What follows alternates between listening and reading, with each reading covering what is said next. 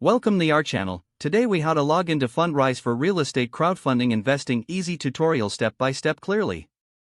To begin, open your preferred web browser. In the address bar, type in the URL for Fundrise. Press the enter key to navigate to the Fundrise homepage. Once the page loads, locate the login button at the top right corner of the screen. Click on the login button. You will be directed to the login page.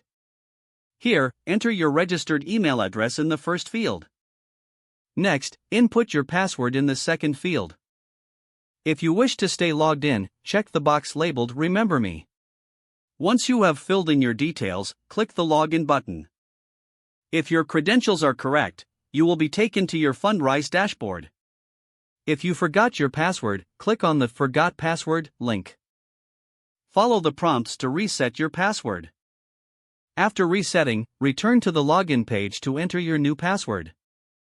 Once logged in, explore your investment options on the dashboard. You are now ready to start investing in real estate through Fundrise.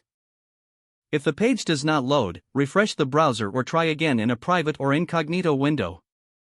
Make sure you are using the correct email address, then retype it carefully to avoid small typos. If your password is not accepted, use the reset option and create a new strong password you can remember.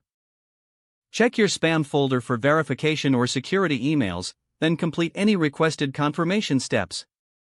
Enable two-factor authentication if available to improve account security and reduce unauthorized. After signing in, review your profile details so your contact information and settings are accurate and current.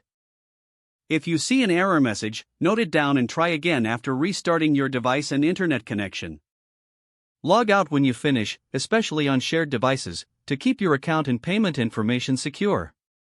If the page does not load, refresh the browser or try again in a private or incognito window. Make sure you are using the correct email address, then retype it carefully to avoid small typos.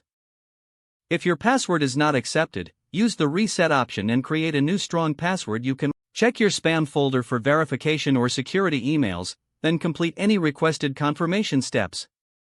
Enable two-factor authentication if available to improve account security and reduce unauthorized access risk. Don't forget to like this video and subscribe to our channel for more step-by-step tech guides.